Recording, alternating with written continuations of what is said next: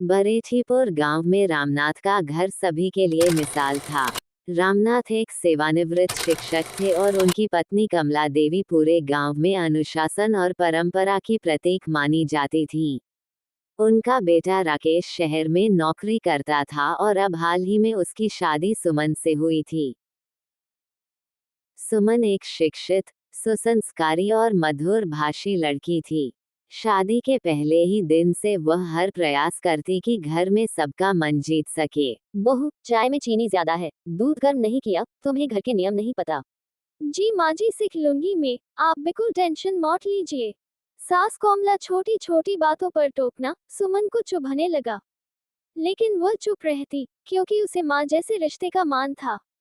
समय बीतता गया लेकिन दोनों के बीच दूरी और बढ़ती गई। कमला देवी को लगता था कि सुमन को पुराने रीति रिवाजों का आदर नहीं, जबकि सुमन को लगता था कि सासू माँ को बस शिकायत ही करनी है। पूजा के आयोजन में गलती से सुमन से प्रसाद में नमक पड़ गया। कमला देवी ने सबके सामने डांट लगा दी। सुमन अब खुलकर मुस्कुराना भूल चुकी थी।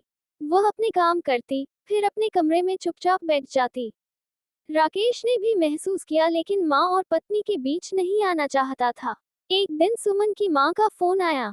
सुमन ने बात करते हुए हल्का सा आंसू पोंछा, लेकिन कमला देवी ने देख लिया और फिर सोचा, देखो, ससुराल में एक दिन भी चैन नहीं, माँ से शिकायत कर रही होगी।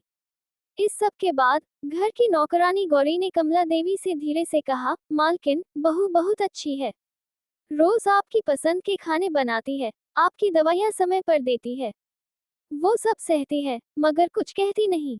कमला देवी को पहली बार अपने व्यवहार पर शर्म आई। उन्होंने सुमन के कमरे में जाकर देखा, वो भगवान के सामने बैठकर रो रही थी। हे कृष्ण, मैंने तो माँ जैसा रिश्ता चाहा था, पर जाने क्यों कुछ भी ठीक नहीं होता। कमला देवी को जैसे बिजली का झटका लगा। उन्होंने धीरे से सुमन के सिर पर हाथ रखा, बेटा, मुझे माफ कर दो, मैंने तुझे कभी बेटी की तरह देखा ही नहीं, बस सास होने के दम में खुद को सही मानती रही। उस दिन के बाद सब बदल गया। कमला देवी ने सुमन के साथ रसोई में काम किया, उसे पूजा की विधियां सिखाई, साथ में बैठकर चाय पी। धीरे धीरे दोनों में आत्मीयता बढ़ी। मोहल्ले की औरतें अब कहने लगी, कमला देवी की बहू तो बड़ी भाग्यशाली है।